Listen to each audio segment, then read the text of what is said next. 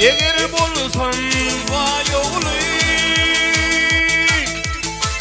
alırdım ben aynanı ya da bolsam ver oğlu alırdım ben aynanı ya da bolsam min ver oğlu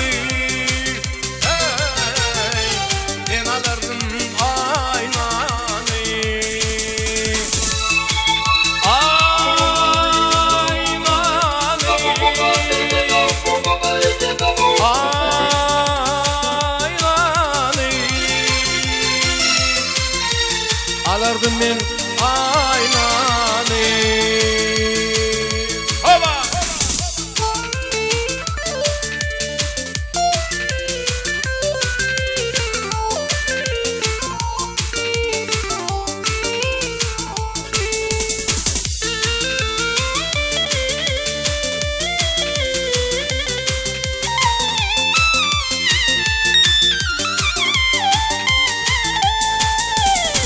Kırkın tuttum boyumu günden bilerdim boyumu günne soyup min bağıyını alırdım ben aynanı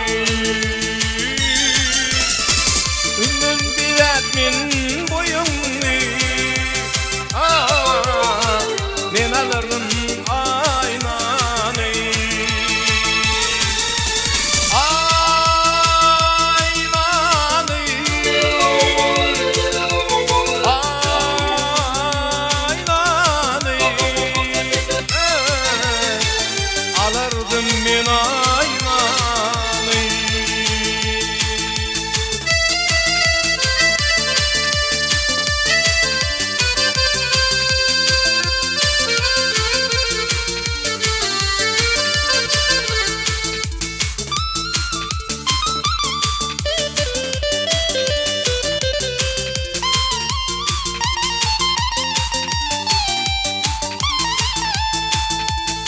Aşık koca at bize aytalım bilgice nesibette bir vice alkaşırdım aynanı nesibette bir vice alkaşırdım aynanı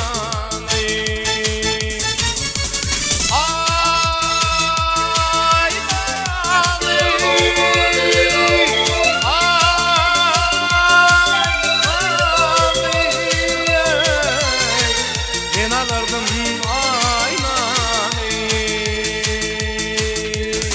alkaşırdım aynanı